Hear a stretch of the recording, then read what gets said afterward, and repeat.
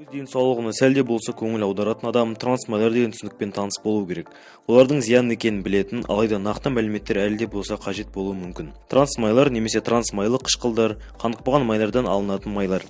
Трансмайлардың молекулалық құрылысында трансконфигурацияда бір немесе бірнеше қос байланыс бар. Қарапайым тілмен сұйық өсімдік майларын химиялық өңдеп, бөлме температурасынан қатты күйде болатын майға өзгерту. Трансмайлардың екі көзі бар: табиғи және жасанды.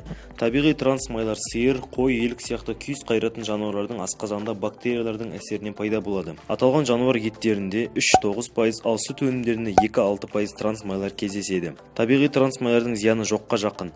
Екінші көзі жасанды трансмайлар немесе гидрогенденген майлар. Алдымен трансмайлардың ағзаға тигізер зиянын қарастырайық. Білетініміздей, ағзада холестериннің екі түрі болады: зиянды LDL және пайдалы HDL.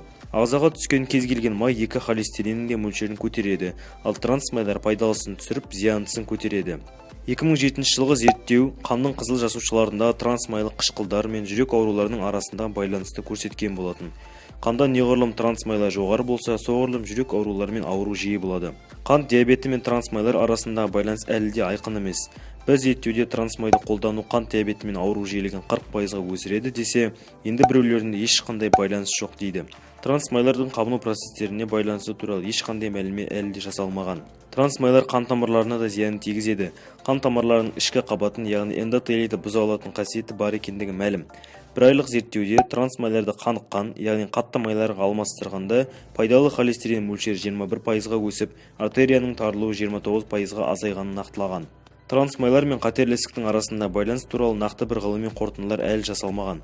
Енді трансмайлар көптеп табылатын тағам түрлеріне көз жүгіртейік. Маргарин, попкорн, қуырылған тауық, ет, балық, гамбургер, фри, рапс және жүгері майлары, пеште піскен торт, пирог, сүтсіз кофе кремдері, жүгері және картоп чипстері, крекерлер, пицца, маргарин қосылған тәттілер.